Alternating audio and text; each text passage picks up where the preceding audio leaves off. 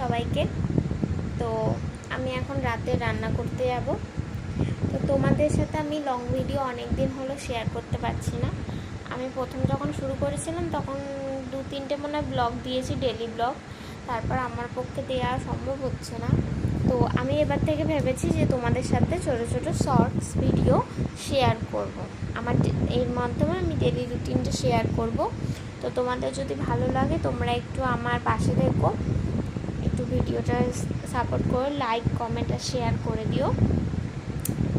আর এই দেখো এখানে অনেক জামা কাপড় পরে আছে, যেগুলো আমাকে ভাঁজ করতে হবে।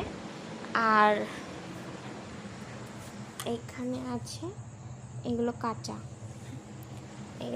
আছে, এগুলোকে এখন শুকোতে দেবো। আর রাতে রুটি করতে হবে। টাটা, বাই বাই, আবার পরে দেখা হবে নেক্সট ভিডিওতে।